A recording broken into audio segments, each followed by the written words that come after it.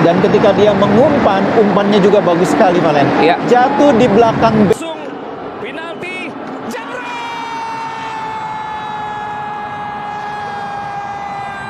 Siapa kita? Siapa kita? Siapa kita? Siapa kita? Indonesia di awal babak kedua. Posisinya dan kali ini Kita melawan. Kita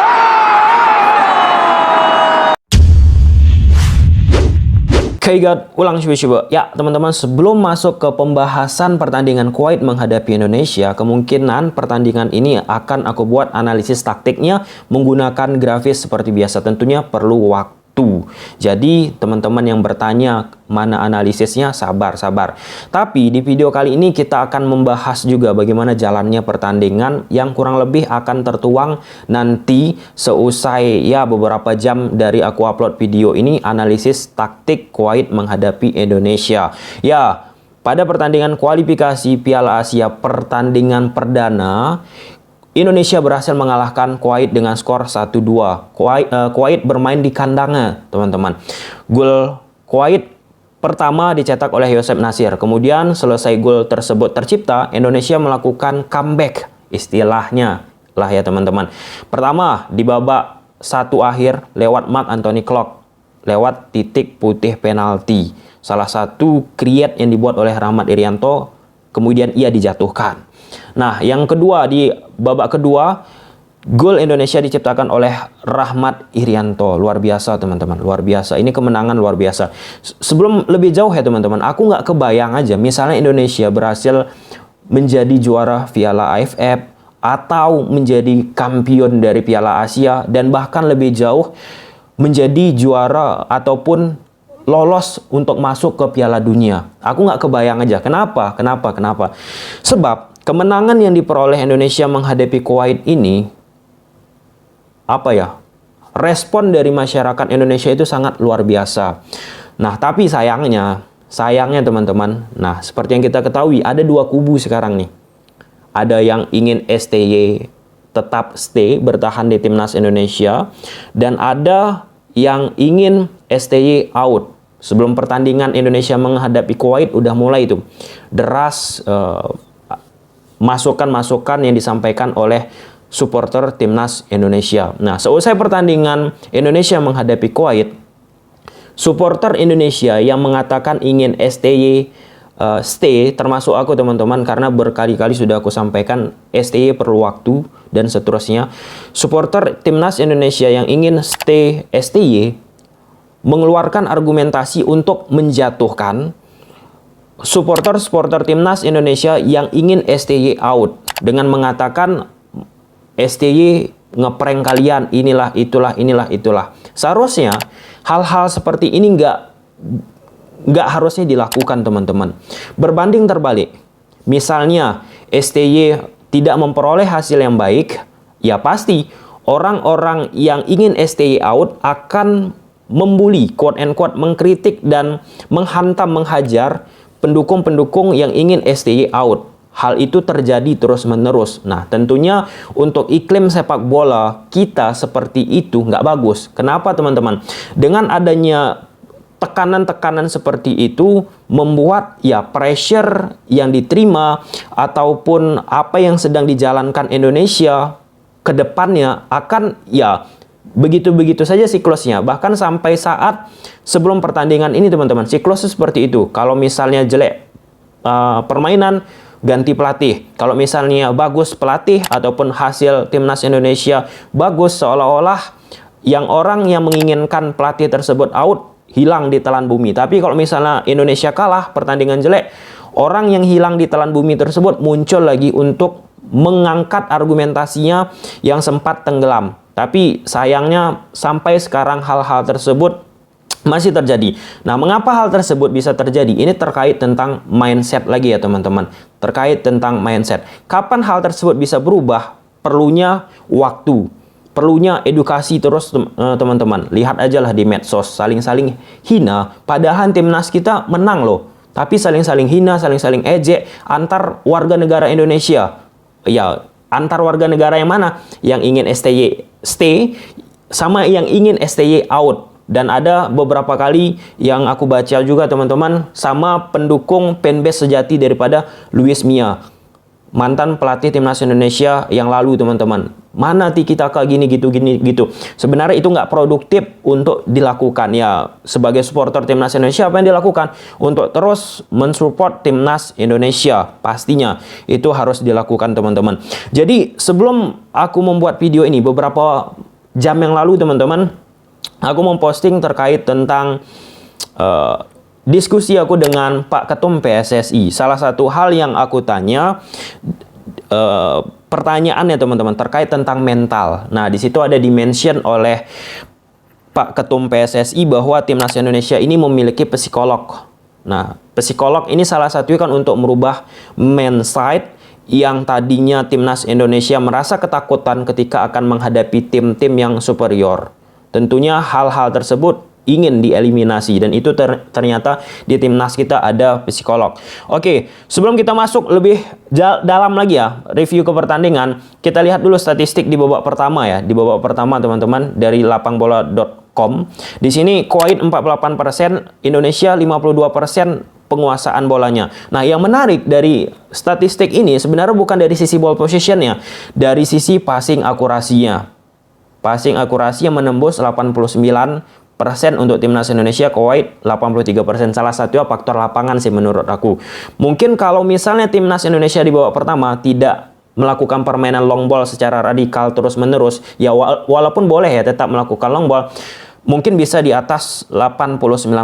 Nah, ini udah kita mention sebelumnya teman-teman bahwa yang idealnya 80%-an ke atas ya untuk passing akurasi. Bahwa sebelum-sebelumnya saksikan aja pertandingan Indonesia 70%, 69% untuk akurasinya. Pun di babak kedua teman-teman, selesai pertandingan akurasi dari timnas Indonesia 85%. Artinya masih stabil lah. Masih di sekitaran 83% ke atas. Artinya ini bagus banget. Nah, dengan dengan akurasi passing yang bagus, tentunya apa yang diharapkan, permainan timnas Indonesia mampu bermain dari 1-2 sentuhan kaki ke kaki, permainan bola-bola datar. Sekali lagi, walaupun ada beberapa kali bola-bola long ball yang harusnya tidak dilakukan, tapi perlu juga untuk dilakukan. Ya, salah satunya beberapa kali long ball yang dihasilkan, ya gol pertama lah, bola direct diagonal yang dilakukan berhasil dikonversikan oleh Rahmat Irianto untuk menghasilkan hal yang baik untuk timnas Indonesia menjadikan gol. Oke, kita bahas dulu teman-teman. Seperti biasa sebelum kita membahas formasi, sebelum membahas lebih jauh, kita itu harus mengetahui formasi dari kedua tim. Kuwait itu di atas kertas gunakan pola 4-4-2. Nah, 4-4-2 yang dimainkan oleh Kuwait ini secara strategi teman-teman cenderung bermain dari sektor kiri ataupun kanan.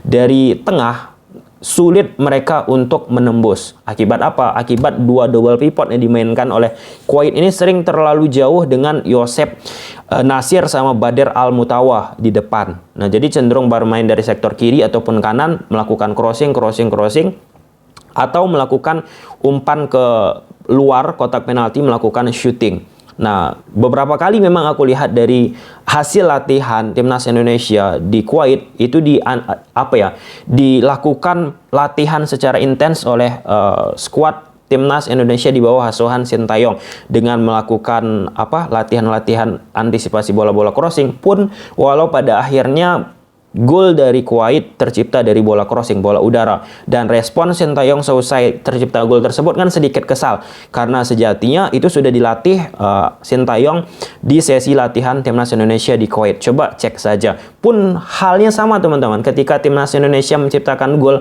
lewat Marc Anthony Klok. Coba saksikan aja dari beberapa sesi latihan timnas Indonesia di Kuwait, bahwa Klok dilatih untuk menjadi eksekutor untuk mengambil penalti, dan arahnya juga ke sektor kanan kan dari sisi Klok, dan itu dilatihnya juga pada saat sesi latihan. Dan kelemahan dari 4-4-2 yang dimiliki oleh Kuwait ini teman-teman yang terlihat jelas banget ya. Pertama, jarak antar lini belakang dan lini tengah mereka itu sering banget lebar, sehingga pemain-pemain Indonesia sering berada di koridor tersebut. Itu yang pertama. Yang kedua, ketika dimainkan bola permainan dari kiri ke kanan, kemudian dari kanan ke kiri bola dipindahkan secara intens oleh Indonesia, seringkali jarak antar 4 gelandang di tengah ketika defense 4-4-2 mereka lebar ataupun tidak terbentuk struktur dengan rapat, padu, padat. Terlihat ya teman-teman, sangat jelas. Nah, sedangkan kita beralih ke Indonesia. Indonesia di atas kertas gunakan 3-4-3 di atas kertas ya, ketika bertahan 5-3-2 ketika bertahan 5-2-3. Kemudian ketika itu dalam keadaan mid block, kemudian ketika dalam keadaan low block bahkan bisa sampai 5-4-1. Nah, 5 back di belakang ini tentu diharapkan mampu menjaga sisi lebar lapangan agar apa? Agar mampu mengantisipasi permainan dari sayap kiri ataupun sayap kanan, kemudian pemain-pemain dari Kuwait memanfaatkan bola crossing ke dalam kotak penalti. Yaitu mampu diantisipasi walaupun tercipta 1 gol. Dengan 5 back mampu menyulitkan lah ya Kuwait. Nah, sedangkan untuk transisi dari Indonesia sangat luar biasa sih menurut aku ya. Beberapa kali counter dilakukan. Nah, counter dilakukan Indonesia beberapa kali berhasil, ataupun permainan bola panjang untuk menghasilkan peluang. Salah satunya apa? Ada korelasinya dengan akurasi passing. Nah, berbeda mungkin kalau misalnya akurasi passing timnas Indonesia itu sekitaran angka 69% ataupun 70-an persen. Berbeda pasti yang terjadi di lapangan. Karena sejatinya ya beberapa hal yang pernah aku bahas di 2-3 video ke belakang teman-teman, bahwa pendekatan Sintayong ini ketika bersama timnas Indonesia menghadapi tim yang lebih superior, yang lebih secara matematis lebih unggul dari Indonesia, kurang lebih ia menerapkan pendekatan yang sama ketika Korsel menghadapi tim-tim yang superior dari Korsel itu. Kita ambil contoh yang superior banget. Jerman menghadapi Korsel. Pada saat itu Sintayong bermain bertahan, menunggu lah istilahnya, sederhananya. Nggak terlalu bertahan, tapi menunggu aja, menunggu. Kemudian secara reaktif untuk memanfaatkan counter, baik itu melalui bola-bola pendek ataupun bola-bola atas. Nah, hal counter dilakukan Sintayong bisa berhasil di Korsel karena apa? Karena akurasi passing yang baik. Hal serupa juga coba diterapkan di pertandingan ini. Kurang lebih ya teman-teman, menunggu teman-teman, dan nggak begitu intens juga menerapkan press atas ya, nggak intens, menunggu. Kemudian pemain-pemain dari Kuwait salah ataupun gagal melakukan serangan, kemudian pada saat itu pemain-pemain Indonesia secara reaktif ya mencoba melakukan serangan balik, baik itu melalui permainan 1-2 sentuhan ataupun permainan bola-bola atas teman-teman, plus kombinasi 1-2 sentuhan. Nah, hal ini bisa terjadi, salah satu yang aku apresiasi yaitu pemain-pemain Indonesia yang ya luar biasa sih menurut aku dari sisi passing tadi teman-teman. Berbeda daripada pertandingan sebelumnya. Passingnya bagus, kekuatan passingnya 1-2 sentuhan passingnya bagus. Ya walaupun ada beberapa kali miss error, tapi itu aku apresiasi lagi teman-teman apa yang dilakukan oleh timnas Indonesia. Oke lah, sampai sini aja mungkin videonya. Ada salah satu pemain sih menurut aku ya yang perlu kita mention selain Rahmat Irianto, Mark Anthony Klok, yaitu Rizky Ridho. Rizky Ridho ini berkali-kali melakukan intercept. Elkan Bagot juga oke. Fahrudin juga oke. Nadio oke. Mark Klok, Arhan, Irfan Jaya, Sadil, Stefano Lillipali, Ricky Kambuaya, kemudian Dimas Derajat. Oke semualah. Asnawi dan Rapli sih masuk menit 46 kemudian dikeluarkan lagi. Ya sayang sih menurut aku terkait tentang Rapli. Ya itu terkait tentang cocok tidak seorang striker tadi. Tapi ini menjadi poin penting ya untuk timnas kita. Ya sekali lagi kita nggak usah terlalu banyak berharap terlalu tinggi banget. Nanti ketika timnas kalah ataupun nggak sesuai ekspektasi kita, kecewa. Sasarannya siapa? Pelatih mungkin ya teman-teman. Pelatih. Ya seperti biasa aja. Seperti biasa. Oke lah teman-teman. Semoga pertandingan kedepannya menghadapi Jordania, bahkan Nepal, mampu menghasilkan hasil yang terbaik teman-teman. Karena Pak Ketum PSSI sudah mengatakan semaksimal mungkin memberikan fasilitas yang terbaik untuk timnas Indonesia. Ya walaupun training center belum ada, itu sudah adalah ya sedikit kontribusi yang besar bagi timnas kita, memberikan fasilitas. Kalau fasilitasnya oke, hotel oke, gizi makanan dan lain sebagainya kan kita harapkan pemain juga enjoy. Oke, sampai sini aja videonya teman-teman. Kalau suka videonya, udah tahu apa yang harus kalian lakukan. See you the next video. Bye.